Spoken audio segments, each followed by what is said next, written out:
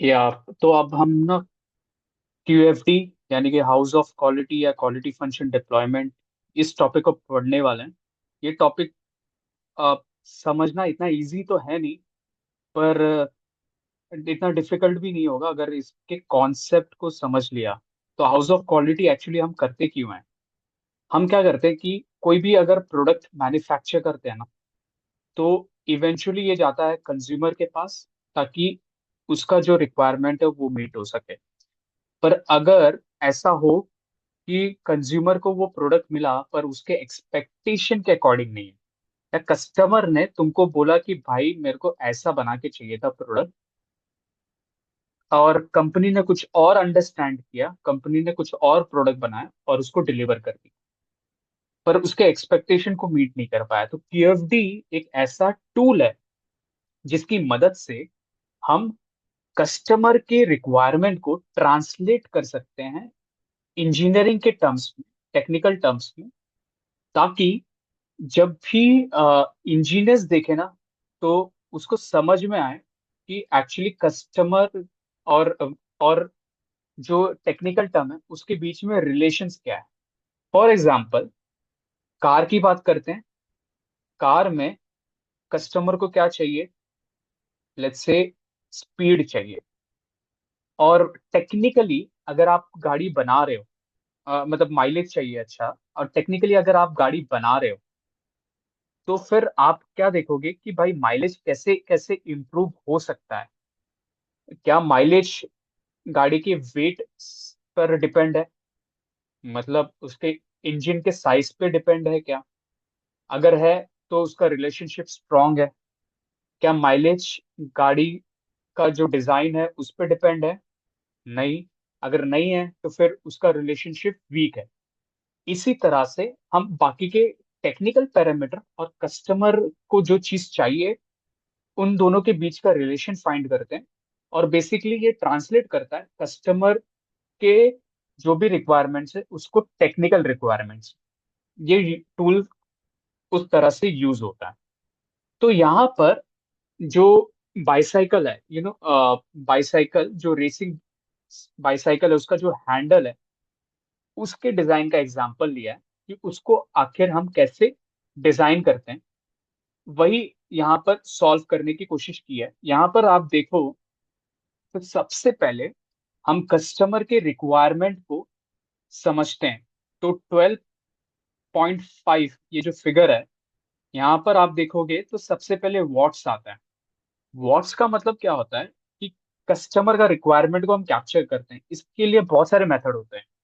हम या तो इंटरव्यू लेके पूछते हैं, या कस्टमर का फीडबैक लेते हैं, या कोई और मेथड से हम कस्टमर के अ, जो भी रिक्वायरमेंट्स है उसको समझते हैं। अच्छा, क्यूएफडी दो कंडीशंस में मोस्टली यूज होता है। पहला है, या तो आप नया प्रोडक्ट डेवलप कर रहे हैं, या फिर आप एग्जिस्टिंग प्रोडक्ट में कुछ इंप्रूवमेंट कर रहे हो।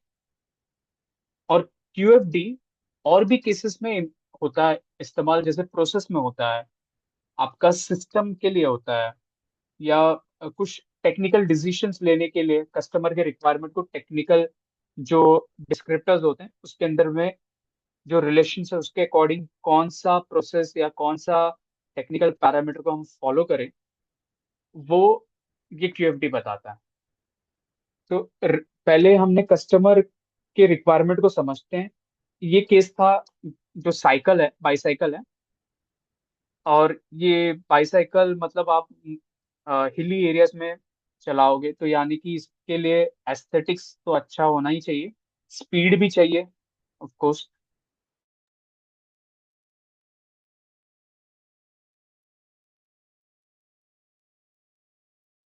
हेलो।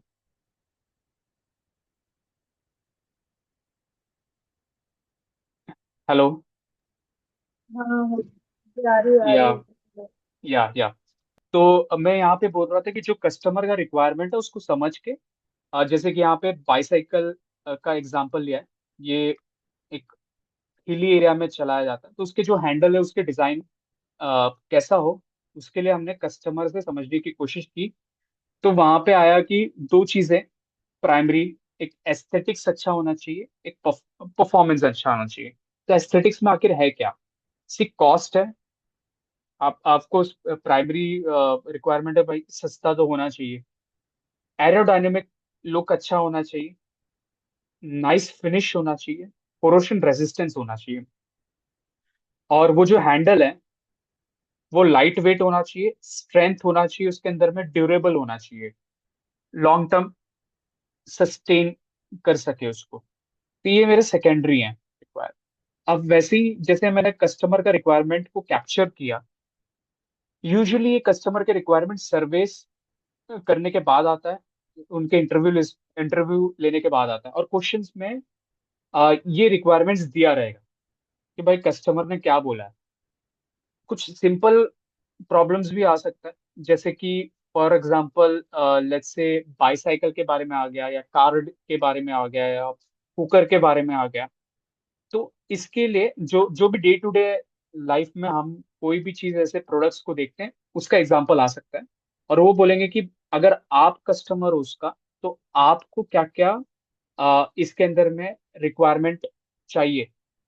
जैसे बोल दिया बाईसाइकिल है, तो बाईसाइकिल में क्या क्या रिक्वायरमेंट चाहिए वो खुद से भी लिख सकते हो। ये भी हो सकता है क्वेश्चन में, मतलब इस तरह से भी पेपर आए। ठीक है, तो इसके लिए भी रेडी रहना।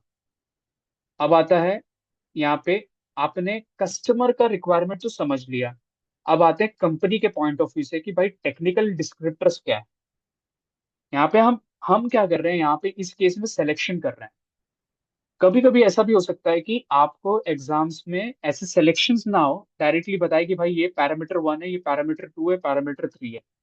आप बताओ कि कौन सा पैरामीटर सूट करता है बेटर। जैसे अब यहाँ पे देखो, यहाँ पे क्या है, ये टेक्निकल डिस्क्रिप्टर्स है हाउस, इसको हाउस बोलते हैं।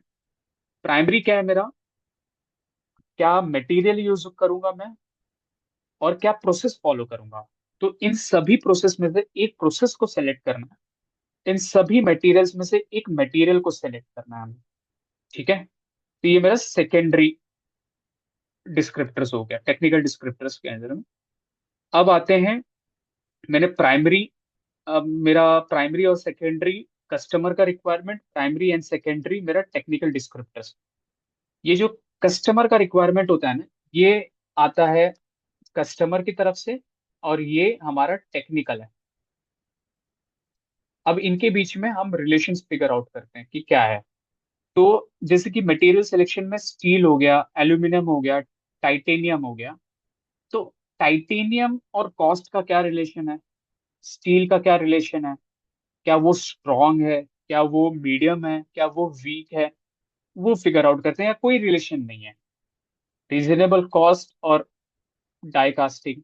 एग्जाम्पल जैसे कि बर्गर है, तो बर्गर में आपको बोला कि भाई टेस्ट बहुत अच्छा होना चाहिए, कस्टमर का रिक्वायरमेंट है।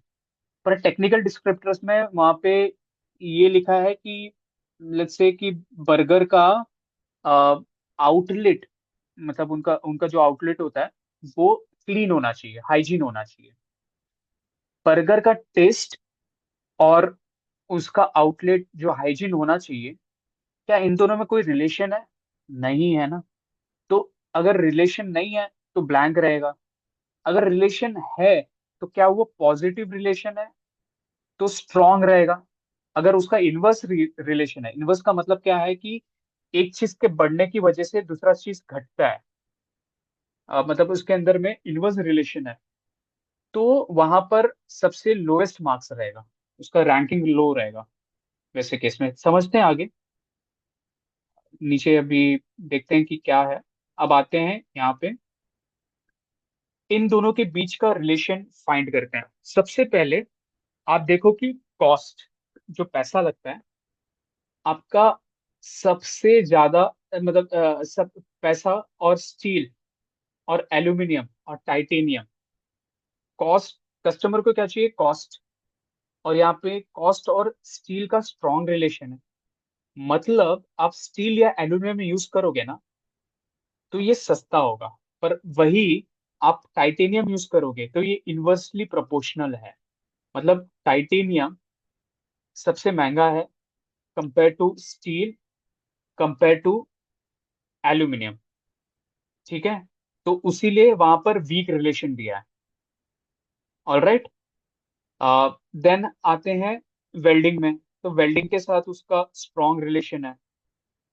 और फिर इसके बाद आते हैं एल्यूमिनियम, ये डाई कास्टिंग, फिर सैंड कास्टिंग, फॉर्जिंग, और इस तरह से सो एंड सो फोर्थ। जो भी हमारे पास मैन्युफैक्चरिंग प्रोसेस है उसका रिलेशन कॉस्ट के साथ क्या है, कौन सा प्रोसेस महंगा है। अगर प्रोसेस महंगा है तो इन्वर्स रहेगा प्रोसेस, उसकी वजह से कॉस्ट सस्ता होता है। तो देखो, वेल्डिंग करना इजी है, उसीलिए ये स्ट्रॉन्ग रिलेशन है। डाई कास्टिंग महंगा है, थोड़ा सा महंगा है, उसीलिए मीडियम है। सैंड कास्टिंग अफोर्डेबल है, इसीलिए स्ट्रॉन्ग रिलेशन है, क्योंकि कॉस्ट रीजनेबल चाहिए ना कस्टमर को। फोर्जिंग, भाई फोर्जिंग आप मतलब थोड़ा ठीक है, पर पाउडर कोटिंग सबसे महंगा है प्रोसेस है। तो महंगा है मतलब, अगर पाउडर कोटिंग महंगा है, कस्टमर को सस्ता चाहिए, तो रिलेशन वीक हो गया ना दोनों के बीच का। Aerodynamics look, aerodynamics look steel में तो पॉसिबल नहीं, एल्यूमिनियम और टाइटेनियम में यस। पर इसके अंदर में क्या है, वीक रहेगा। मतलब इसमें उसका कंट्रीब्यूशन पॉजिटिव नहीं है, बल्कि थोड़ा नेगेटिव है। रिलेशंस है बट नेगेटिव है। वैसे ही वेल्डिंग में है, वैसे ही डाई कास्टिंग में। अब एग्जाम्स में ना जो आएगा, सी, डोंट एक्सपेक्ट कि इतना टेक्निकल आएगा। तुमको सिंपल, जैसे मैंने तुमको बर्गर का एग्जांपल लिया, बर्गर में आउटलेट का डिजाइन और बर्गर का टेस्ट, क्या इसमें कोई रिलेशन है? नहीं। पर टेस्ट, और फिर आप किस टेम्परेचर पे उसको बर्न कर रहे हो, ये दोनों का रिलेशन है, राइट। ये दोनों का रिलेशन हो सकता है। मे बी वहाँ पे जिस लोकेशन में लोकेटेड है वहाँ का, और ऑफ कोर्स कॉस्ट का रिलेशन हो सकता है कि आपको महंगा मिले। तो ऐसे बहुत सारे रिलेशन हैं जो पॉजिटिवली इम्पैक्ट करते तो स्ट्रांग है। मीडियम है तब, जब उनका मतलब मीडियम रहेगा। और वीक तब है जब इनवर्सली उनके अंदर में होता है। जैसे रेजिस्टेंस, कोरोजन रेजिस्टेंस, यानी कि उसके अंदर में रस्ट फॉर्मेशन नहीं होना चाहिए, पर स्टील में तो रस्ट फॉर्मेशन होता है ना। तो उसीलिए अगर मैं स्टील का मटेरियल यूज करूंगा तो कोरोजन होने के चांसेस है। एल्यूमिनियम का यूज करूंगा और टाइटेनियम का यूज करूंगा तो रस्ट फॉर्मेशन का चांसेस नहीं है, तो इसीलिए स्ट्रांग है। वेल्डिंग से हो सकता है। स्टील में स्टील में रस्ट, रस्ट स्टील भी में हो नहीं है सकता है इस विद टाइम। यस, होता है, इसीलिए इसके वीक रिलेशन है। स्टील भी तुम्हारा बहुत सारा टाइप का है ना। ओके मतलब ओके कौन सा मटेरियल यूज कर रहे हो। पर हाँ एल्यूमिनियम में हेलो नहीं होगा, एल्यूमिनियम में और टाइटेनियम में नहीं होगा। हेलो ठीक है। मैं हेलो। हाँ हाँ। हाँ एक काम करो, तुम लोग कंटिन्यू करो, मैं कॉल ड्रॉप कर देती हूँ। मैं वीडियो हम्म, देखूंगी बाद में, मुझे नींद आ रही ठीक है। है। बाय। टाइटेनियम या चलेगा, चलेगा, जो भी है। सी, इनके बीच में जो भी रिलेशंस है वो स्ट्रॉन्ग और या फिर वीक, वो हमको फिगर आउट करना है। और ये day to day active life में जो भी हम प्रोडक्ट को देखते हैं ना, प्रॉब्लम वही आने वाला है। मतलब इतना टेक्निकल नहीं आएगा जो यहाँ पे दिया है कि सैंड कास्टिंग और कोरोशन का क्या रिलेशन है। ये वही बता सकता है जिसने इंजीनियरिंग की हो, या जिसने मतलब प्रोसेस को समझा हो। अदरवाइज मतलब फॉर कॉमन मैन, या फिर जो इस डोमेन को बिलोंग नहीं करता, उसके लिए तो ये चैलेंजिंग है। मतलब इजी नहीं है। या तो कुछ हिंट दिया जाए, अगर क्वेश्चन में आएगा भी तो हिंट दिया जाए कि रिलेशंस कैसे हैं इसके बीच में। ठीक है। इतना समझ गया, हर एक को नंबरिंग भी किया है हमने। 9 3 1। ठीक है, 9 3 1 ये नंबरिंग किया है। 9 मतलब स्ट्रॉन्ग, 3 मीडियम, 1 वीक।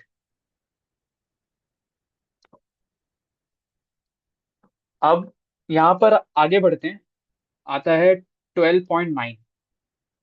हमने ना कस्टमर का रिक्वायरमेंट और टेक्निकल डिस्क्रिप्टर्स के रिलेशंस को तो समझ लिया। अब यहाँ पर टेक्निकल डिस्क्रिप्टर्स के बीच का रिलेशन क्या है, वो यहाँ पर है। ये जो छत दिख रही है ना घर की, मतलब इसको हाउस ऑफ क्वालिटी बोलते हैं। तो ये जो छत है ना, वो वही है। इसको आप रीड ऐसे करते हो, ये स्टील है, ये स्टील ऐसे जाता है, यहाँ पे पहुंचा एल्यूमिनियम, ऐसे गया। इन दोनों का जहाँ पे इंटरेक्शन होता है ना, इंटरसेक्शन होता है ना, ये कॉलम, यहाँ पे मैं रिलेशंस डालता हूँ। अगर ब्लैंक छोड़ दिया तो मतलब कोई लेना देना नहीं है एक दूसरे से। सी स्टील का एल्यूमिनियम से नहीं लेना देना है, या स्टील का टाइटेनियम से कुछ लेना देना नहीं है, इन दोनों का। उसीलिए कोई भी हमने इस केस में रिलेशंस नहीं रखा है।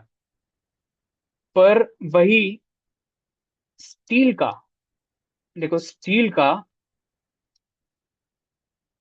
वेल्डिंग से स्ट्रॉन्ग रिलेशन है, मतलब डार्क है तो मतलब स्ट्रॉन्ग रिलेशन है। वही एल्यूमिनियम का, एल्यूमिनियम में गया यहाँ पे, और अगर लेट्स से मैं डाई कास्टिंग लेता हूँ, तो एल्यूमिनियम डाई ऐसे गया मैं, और फिर यहाँ पे इन दोनों का क्या रिलेशन है मेरा, इन दोनों का स्ट्रॉन्ग रिलेशन है, एंड फॉर दैट रीजन इसको मतलब 9 मार्क्स मिलता है। तो इस तरह से हमें देखना है कि किस टेक्निकल एट्रीब्यूट का किसके साथ कितना बेहतर रिलेशन है, उसके अकॉर्डिंग हम देखेंगे। ओके। तो जैसे यहाँ पे ये गया, अब इसको यहाँ पे मैपिंग किया, और आप यहाँ पे आओ, तो ये डाई कास्टिंग और टाइटेनियम हुआ, यहाँ पे कैसा है, पॉजिटिव रिलेशन। All right. ठीक है, इस तरह से रीड करना है इसको।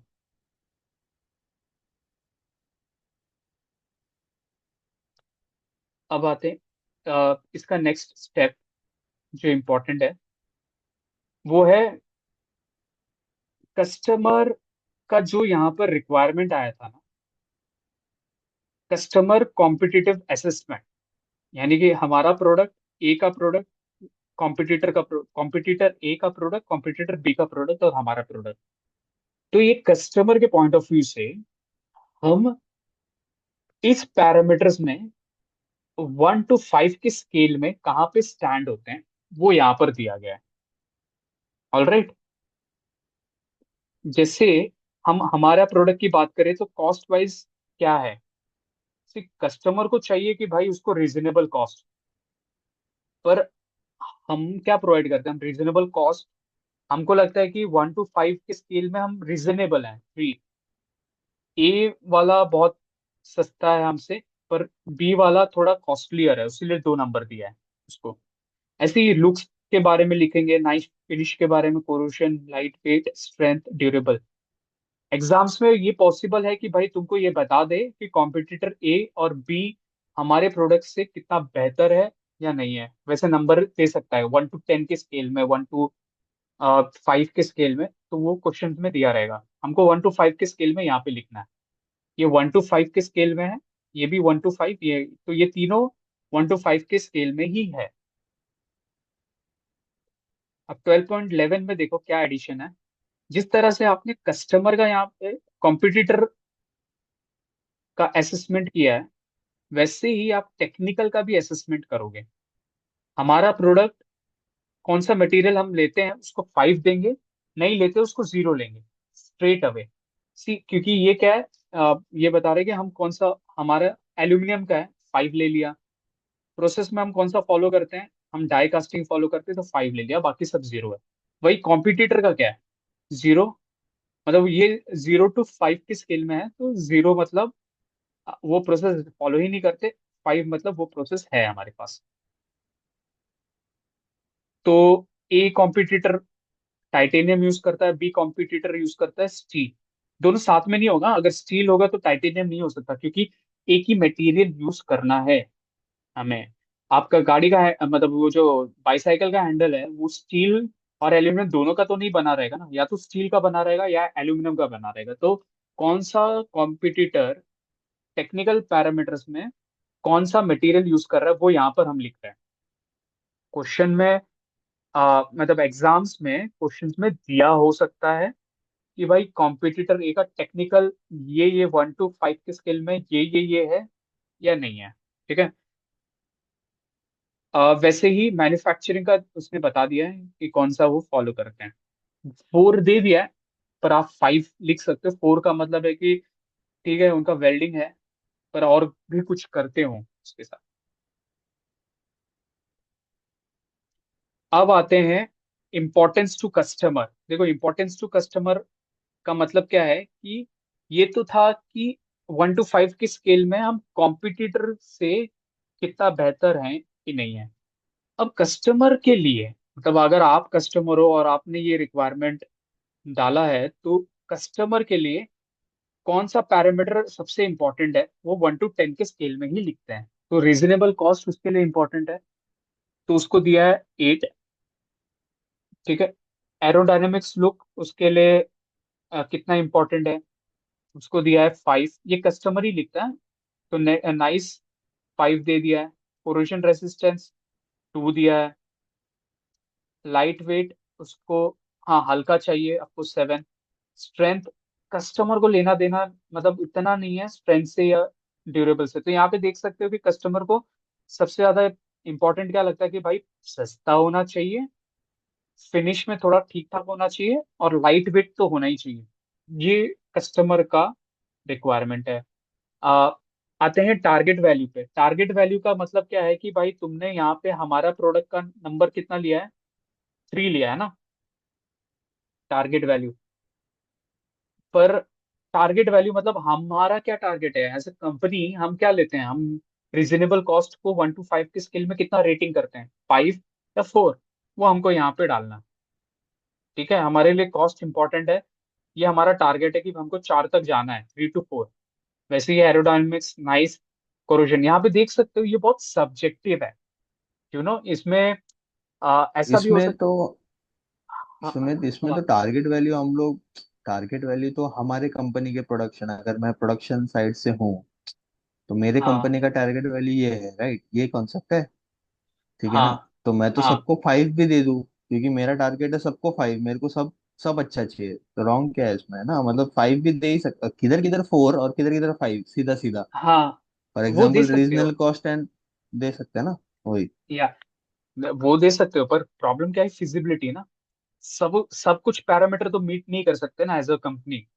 आप कॉस्ट भी करोगे, आप हाँ, आपको नहीं नहीं, करोगे रेजिस्टेंस। वैसा हाँ नहीं, बट मेरे को लग रहा है कि कोई तो दो, पूरा नहीं बट दो चीज कोई तो, जो फॉर एग्जांपल रीजनेबल कॉस्ट, मतलब मैं कस्टमर को, मैं हमारे लिए रीजनेबल कॉस्ट रहे तो कस्टमर को रीजनेबल में दूंगा मैं, राइट?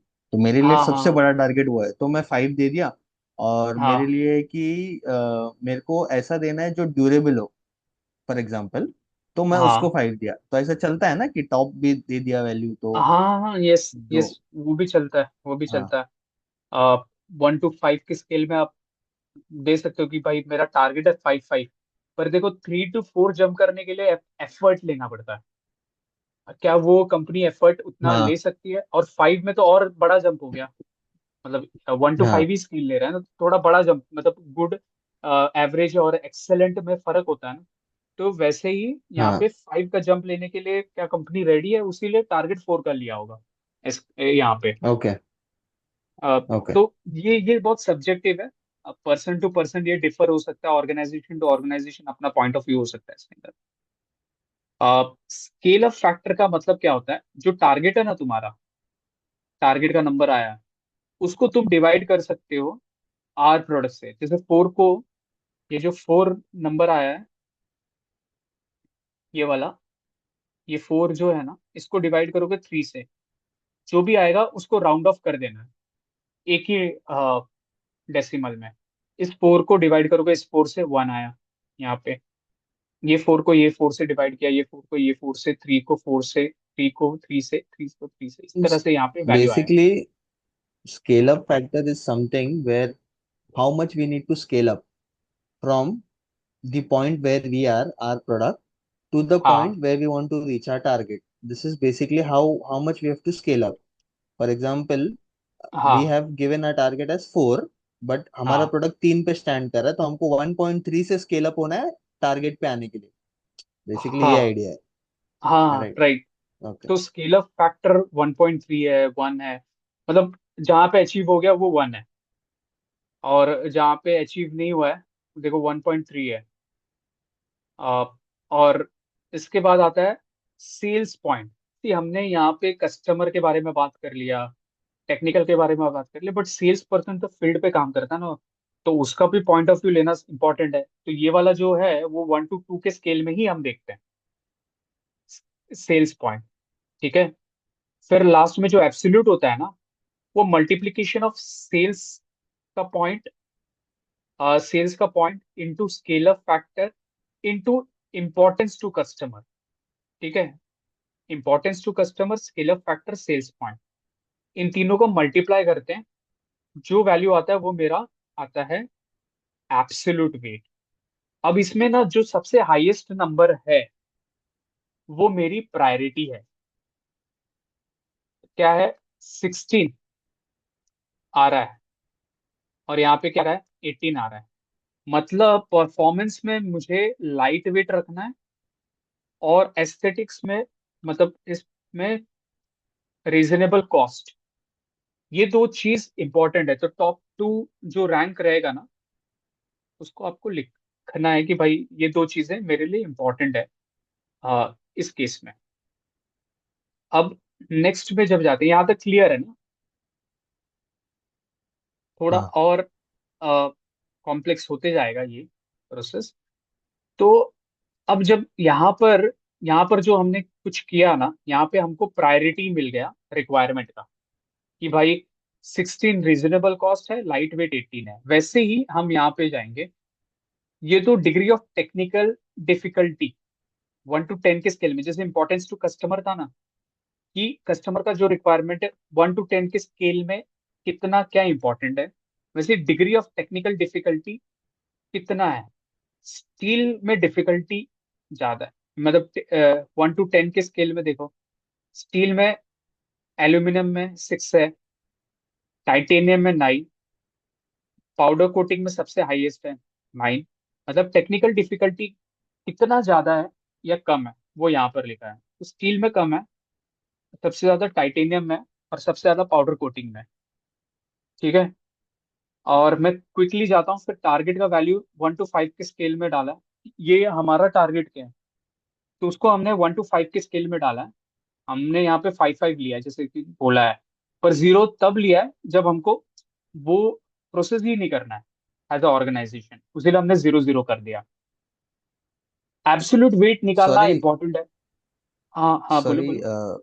बीच में कट गया था, क्या बोला तूने? टारगेट वैल्यू से कट गया था, और target target value value one is to 1 to 5 ना? 1 to 5, हाँ। 0 0 जहाँ पे हमने लिया है, यानी कि 0 0 का मतलब क्या हो कि वो प्रोसेस हम फॉलो ही नहीं कर रहे हैं ना, यहाँ ना करना है हमको पाउडर ओके। कोटिंग, तो मेरा टारगेट ओके। ही नहीं है वो, तो 0 0 ले ओके। लिया। ओके। पर ये बहुत सब्जेक्टिव है, सी यहाँ पे अंडरस्टैंड कर सकते हो कि भाई अनटिल मुझे इन एंड आउट ऑर्गेनाइजेशन के बारे में पता हो या प्रोडक्ट के बारे में पता हो, मैं फिगर आउट नहीं कर सकता यहाँ पे।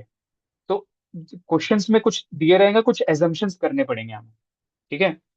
एब्सोल्यूट वेट के बारे में देखो यहाँ पे, एब्सोल्यूट वेट क्या है?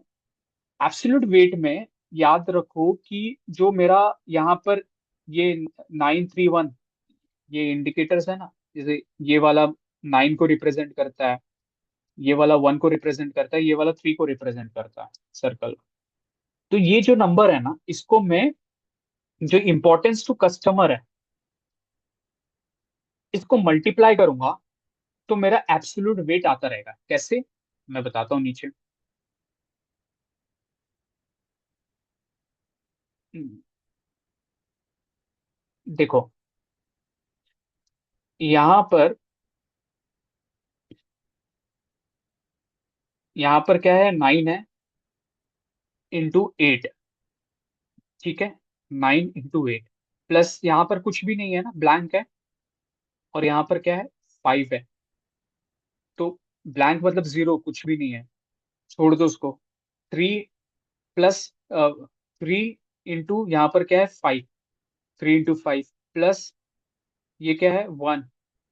ये 1 into 2, 1 into 2, वैसे ही 1 into 7 plus 9 into 5 plus 9 into 3 total कितना आता है मेरा 168, और मैंने 168 लिख दिया यहाँ पे। ऐसे ही मुझे हर एक जो भी मेरे कॉलम है उसका एब्सोल्यूट वेट लिखते रहूंगा, और देखूंगा कि सबसे ज्यादा एब्सोल्यूट वेट कहाँ पे आ रहा है। तो सबसे ज्यादा आ रहा है मेरा एब्सोल्यूट वेट 227, ये आ रहा है एल्यूमिनियम। और यहाँ पे सबसे ज्यादा एब्सोल्यूट वेट 162 यानी कि डाई कास्टिंग। तो मुझे ये सजेस्ट कर रहा है कि भाई आप एल्यूमिनियम या डाई कास्टिंग का प्रोसेस फॉलो करो। बट एक और है, वो है रिलेटिव वेट। रिलेटिव वेट कैसे आता है? सेम है, बस 8 की जगह जो हम 8 कर रहे थे ना, 16 करना है। ये जो लास्ट वाला कॉलम है ना, इसको चेक करना है। जैसे यहाँ पर आते हैं 9, और थोड़ा सा मैं मिनिमाइज करता हूँ, 9 रिलेटिव इंटू वेट के लिए 16। एब्सोल्यूट वेट के साथ करना है। हाँ राइट, रिलेटिव वेट का एब्सोल्यूट वेट के साथ करना है। रिलेटिव वेट निकालने के लिए अपने को वो जो मार्कर्स को एब्सोल्यूट वेट के साथ मारना है, तब जाके करेक्ट। रिलेटिव वेट आएगा। Absolute right. वेट के लिए उसके ऊपर वाला जो एब्सोल्यूट वेट था, वो मार्कर्स को अपने को इम्पोर्टेंस टू कस्टमर के साथ करना है, तो एब्सोल्यूट हाँ। वेट आएगा। हाँ राइट। तो 9 इंटू 16 प्लस, यहाँ पे कुछ भी नहीं है तो छोड़ दो, यहाँ पे 3 इंटू 5 है, प्लस 1 इंटू 2 है, 1 प्लस 1 इंटू 18 है, वो सब यहाँ पे लिखा है। टोटल आता है 251। 251 यहाँ पे लिख दिया। वैसे ही सिमिलरली आप इस सभी कॉलम्स का करोगे, और फिर यहाँ पे जो नंबर आएगा देखोगे कि भाई सबसे हाईएस्ट नंबर कितना है, 401, और यहाँ पे सबसे हाईएस्ट नंबर आया 213। देखो इंपॉर्टेंट क्या है कि ये दोनों नंबर 227 और 401, या 162, और दोनों एक ही टेक्निकल डिस्क्रिप्टर्स को बता रहा है।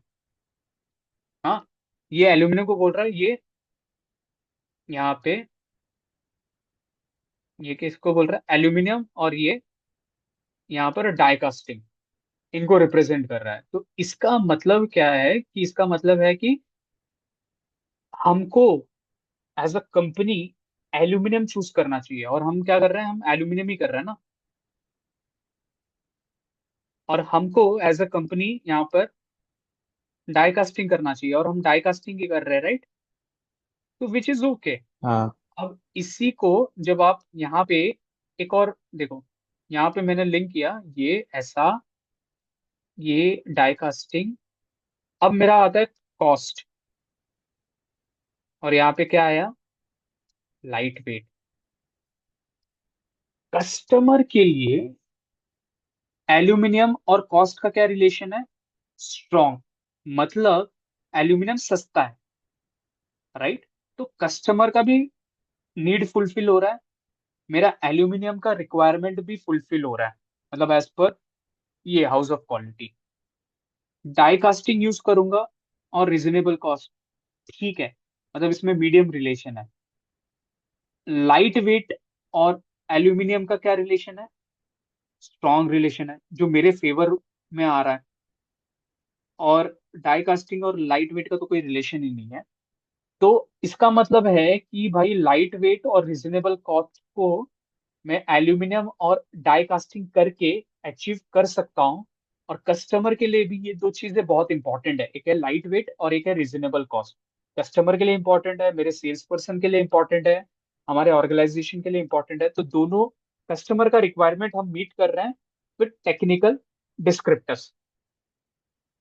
अब यहाँ पर कभी कभी ऐसा हो सकता है कि एब्सोल्यूट वेट और रिलेटिव वेट में डिफरेंस हो।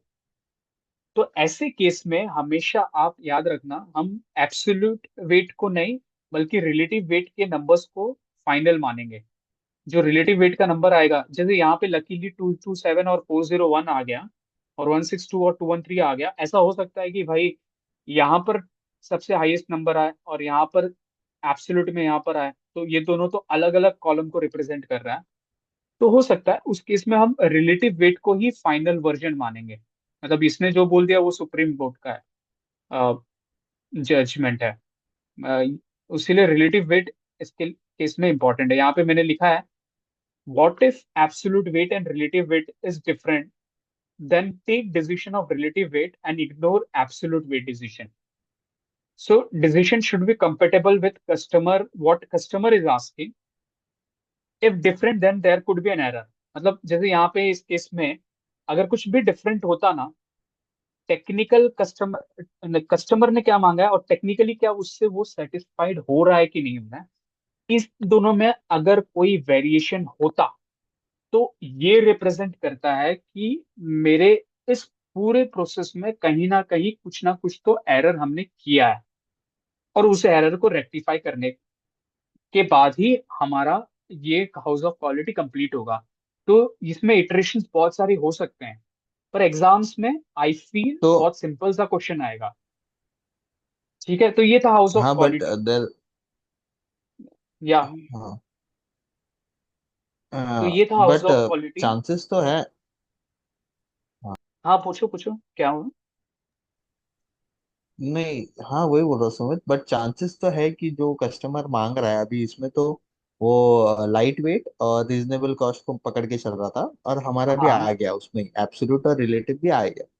But correct. हो सकता है कि हम तो जब कैलकुलेट करेंगे टेक्निकल डिस्क्रिप्टर्स के लिए फिजिबिलिटी, तो हम तो हाँ चलो रिलेटिव वेट को पकड़ के चलेंगे कि हम तो ये दो मटेरियल और ये मैन्युफैक्चरिंग प्रोसेस यूज, एक मटेरियल ये यूज करेंगे, एक प्रोसेस ये यूज करके हम रिलेटिव वेट के हिसाब से जाएंगे। But correct. चांसेस इसमें ज्यादा हो सकता है कि कस्टमर जिधर ज्यादा पॉइंट दे रहा है, जो मटेरियल और जो परफॉर्मेंस के लिए, जो एस्थेटिक्स और परफॉर्मेंस के लिए, वो अपने साथ मैच ना हो, तो तो वो उस तो टाइम एक पे आइटरेशन सजेशन एरर देना तो हो ही पड़ेगा। जाएगा। एरर है पर उस टाइम पे सजेशन देना पड़ेगा कि हमें ये प्रोसेस फॉलो करना पड़ेगा, हमारा करंट प्रोसेस मीट नहीं कर रहा है हाँ तो कस्टमर के वापस रिक्वायरमेंट को। बनाने के मतलब नहीं, ऐसे बता सकते हैं हाँ ना उसको मतलब लिख के कि सजेशन देना बाबा पड़ेगा, ये। हाँ लिखना पड़ेगा। हाँ हाँ ठीक है, तो ठीक है। यही था house of quality. I hope ये समझा होगा सबको। Thank you.